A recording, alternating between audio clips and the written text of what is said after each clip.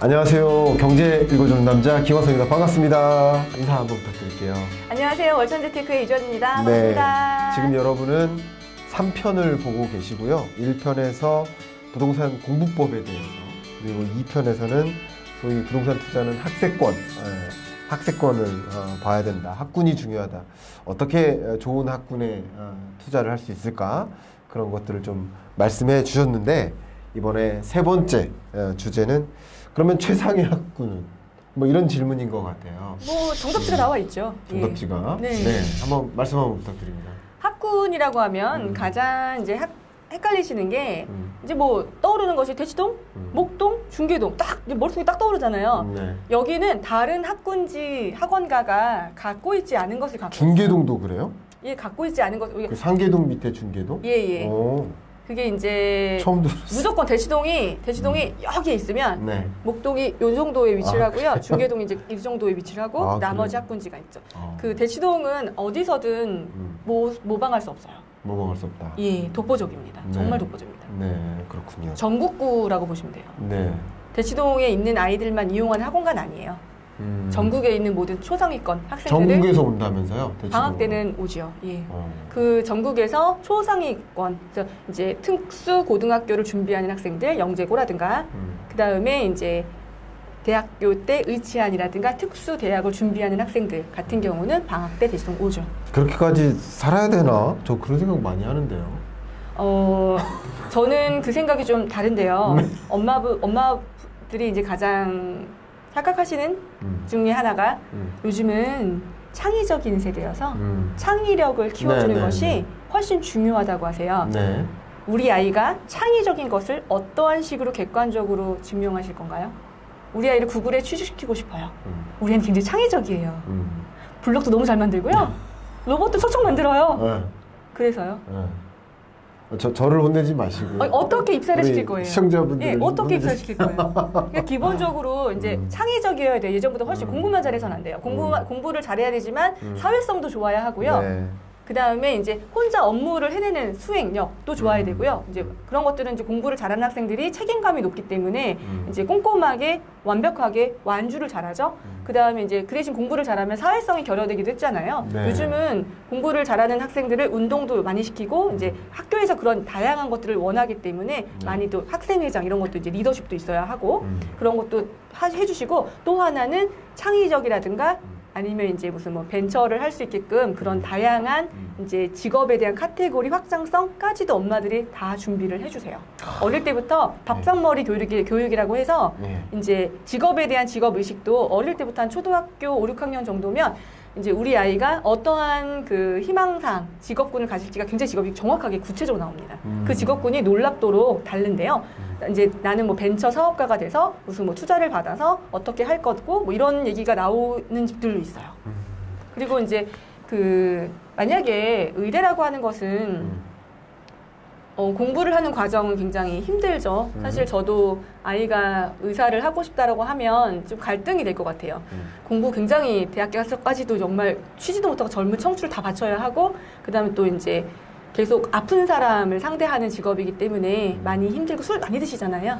이제 계속 토로를 하시는 분들이 많이 오시니까 그렇죠. 힘든 직군이고 그다음에 남의 생명을 다루는 일이기 때문에 책임감도 많이 들고 하지만 안정적인 이제 그런 또 소득이 보장이 되는 직업이긴 하죠. 저도 고민이 많이 되는데요. 그러면 의사가 되었던 학생들은 다시 의대를 갔다가 다른 과를 가기도 하잖아요. 의대 갔다 건축과를 가기도 하고 의대 갔다 공대를 가기도 하고 반대 케이스는 안 되죠.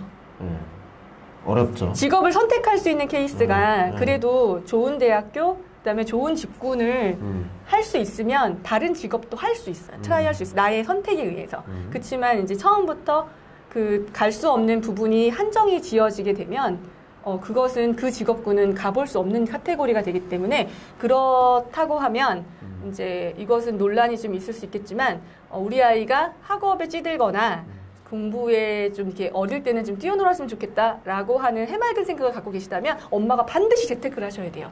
아이가 나중에 창업할 수 있는 기반이 되거나 대학 갔을 때 뭘 하고 싶다고 할 때 밀어주실 수 있을 만한 재력은 있어야 아이가 그래도 생활력 있게 기반 잡고 성인이 됐을 때 자립해서 뭔가의 가정을 또 꾸릴 수가 있어요. 직업은 있어야 하잖아요. 그렇겠죠. 사실 공부가 가장 쉽거든요. 시켜보면 아실 거예요. 공부가 가장 쉬워요. 네. 그런 면에서 어쨌든 그 최상의 학군지를 앞에 말씀하셨던 대치동, 목동, 이제 중계동이 이제 여기는 다른 학원가가 가지고 있지 않은 한 가지가 있는데요. 학원가가 두 가지가 있어요. 네. 이제 첫 번째 학원가는 우리가 소위 말하는 선행과 심화 학습, 선행 학습, 심화 학습, 교과라든가 이제 비교과 이런 것들을 가르쳐주는 학습의 의미 담당하고 있는 그런 것들이 다 학원이고요. 그 다음에 두 번째 학원가는 첫 번째 여기서 하는 선행과 심화, 특히 이제 선행에서 초상위 학생을 품어줄 수 있는 학원가. 네. 정말 뛰어난 학생들을 반을 구성을 해서 모아줄 수 있는 그런 학원가가 있는 곳. 두 번째는 입시 정보를 커버할 수 있는 학원가. 이게 두 가지 나눠져요. 네. 대치동과 목동은 그게 가능해요. 네. 그 말씀하신 그 왜 제 얘기를 자꾸 끊으세요? 네, 죄송해요. 농담이고요.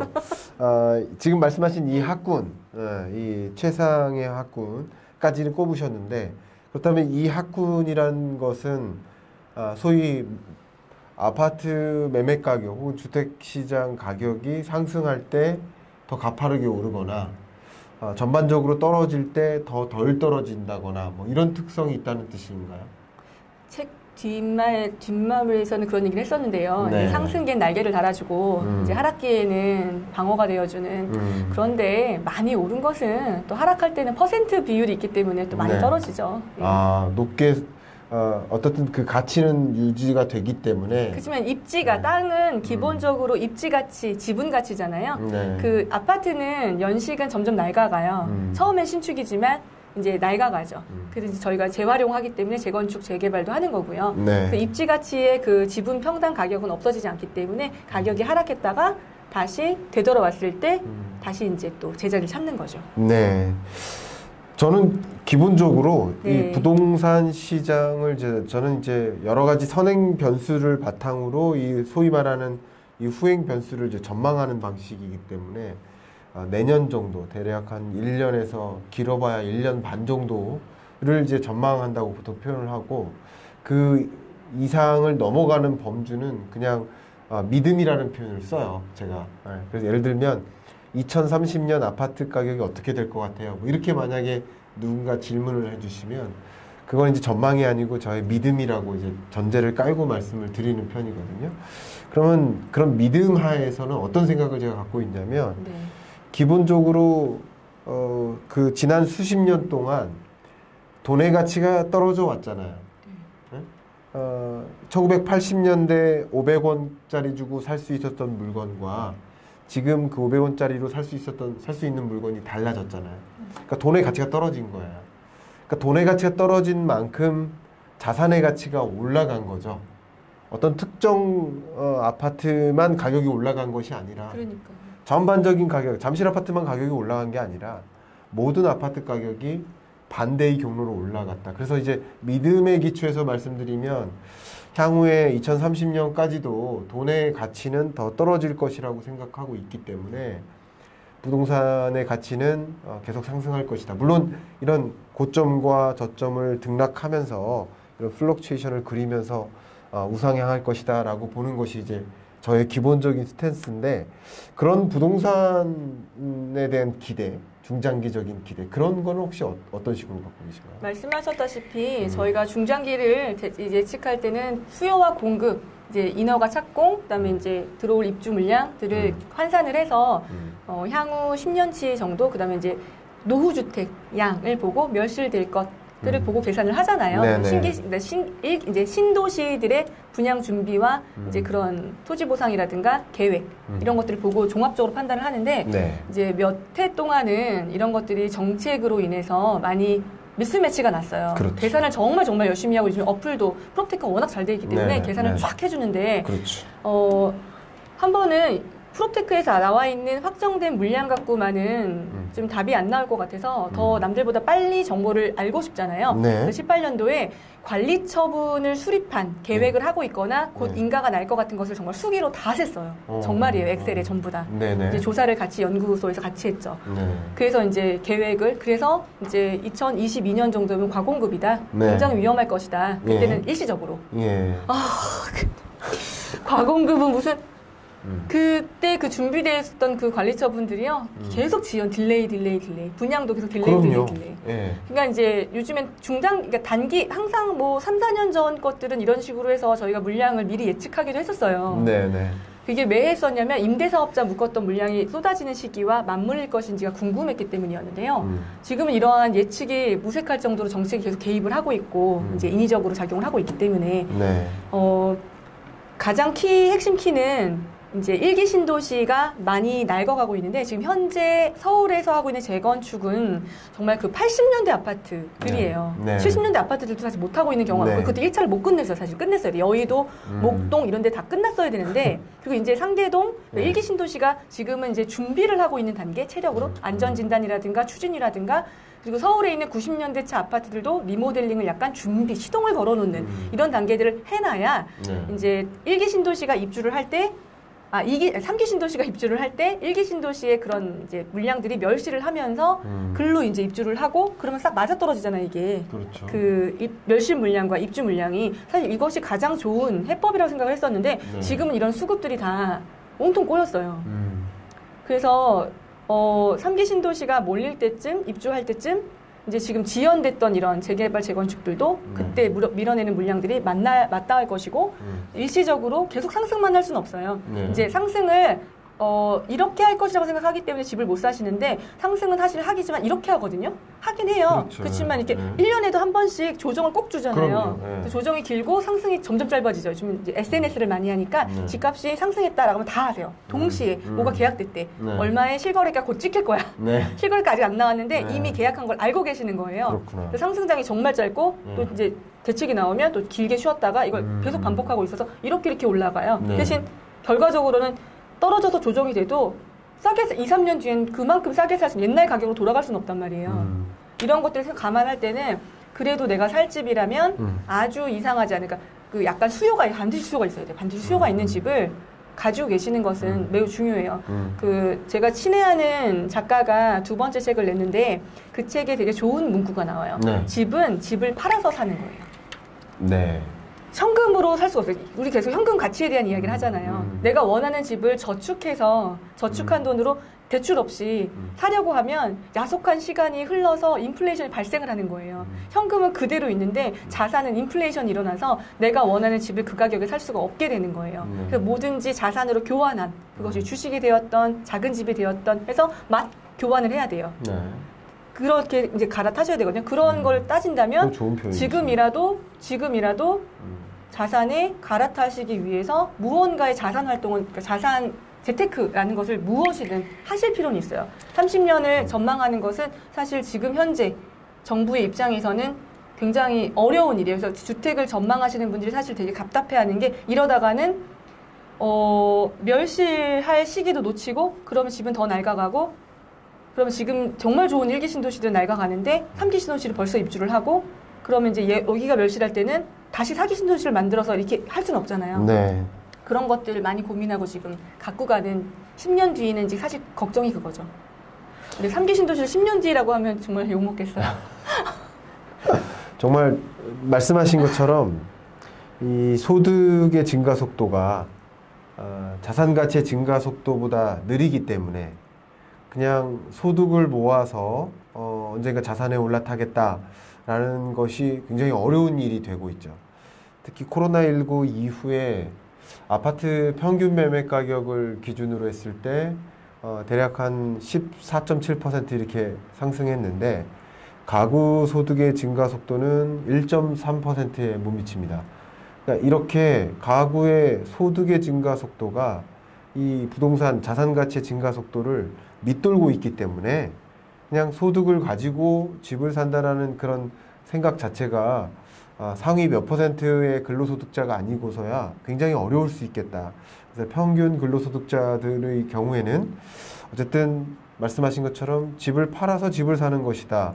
라는 것이 적절한 방법이지 않나 그런 생각을 하고 저의 경우에도 그렇게 이제 더 높은 부동산 자산의 형태로 옮겨가면서 보유해 왔던 것 같습니다. 짧게 몇 가지 질문을 좀 더 드리고 마무리하면 네. 어떨까 생각이 되는데 방금 이제 그 최상의 학군 3개를 말씀 주셨는데 그거 말고 또 그 밖에 유력 학군이 있다면?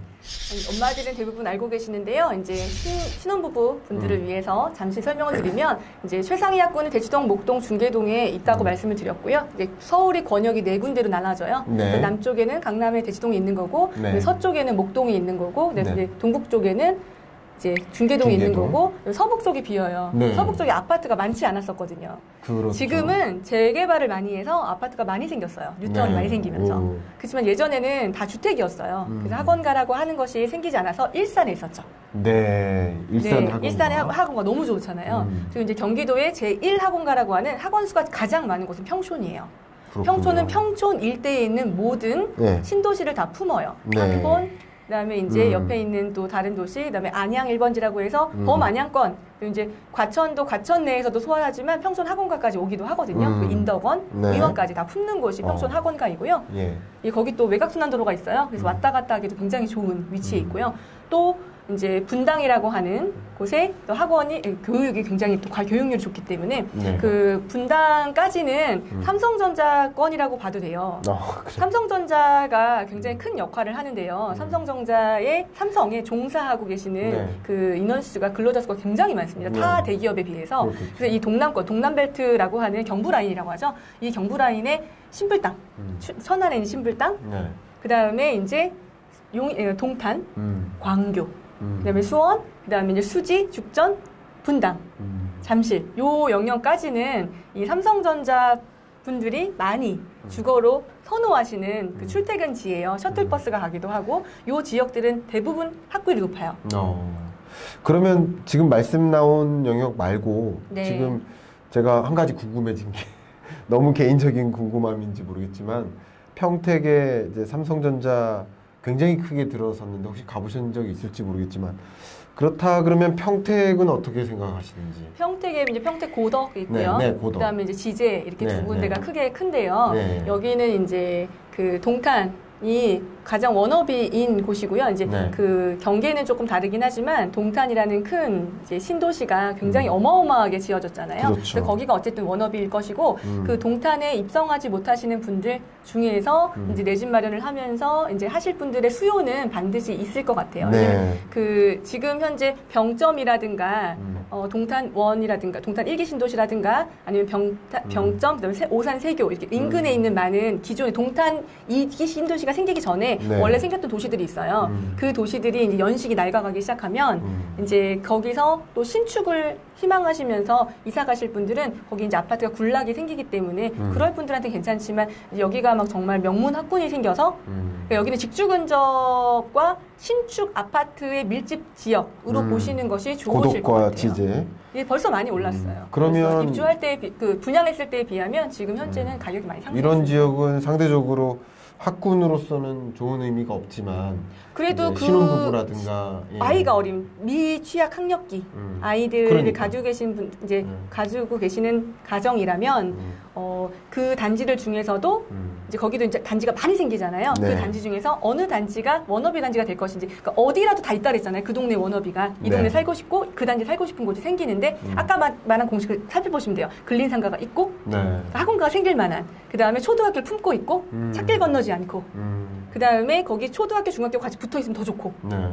그 다음에 이제 중대형 평수가 많고 근데 좀 민감한 얘기지만 임대 아파트가 없고 아파트가 예 그런 곳에서는 이제 그 평택 지제 고덕 신도시 요 안에서는 그래도 또 선호하는 초등학교가 생길 수 있죠. 지금 모든 신도시가 이제 2기 신도시 같은 경우는 이제 막 자리 잡았잖아요. 네. 김포, 광교, 동탄, 미사 뭐 많잖아요. 네. 이런 2기 신도시도 그 안에서 엄마들이 가고 싶어하는 단지, 그다음에 살고 싶은 단지, 애들 보내고 싶어하는 초등학교가 생겼어요. 그러니까 항상 네. 그런 앞에 계속 강조해 주셨던 뭐 신개발, 뭐 재개발, 재건축 이런 지역을 중심으로 어떤 특정 시간이 지나면 거기가 이제 학군화되고 있다. 뭐 그런 것을 강조하면서 말씀하시는 그러니까 거예요. 제가 말한 그 학군의 미래 학군이라고 하는 것은 지금 말한 입시 정보까지 커버할 수는 없어요. 임시정부까지 커버할 수는 없지만 이제 그리고 초상위를 품어줄 수는 없어요. 그 학생들은 대치동 가야 돼요. 목동 가야 돼요. 이제 그렇지 않고 거기를 다 갈 수는 없잖아요. 그러니까. 이제 동네에서 또 품어줘야 될 그런 이제 학원가라든가 이제 엄마들의 그 교육열을 품어줄 수 있는 그런 수요가 생기는 거죠. 천안에 불당 신도시가 생겼듯이. 그렇군요. 예.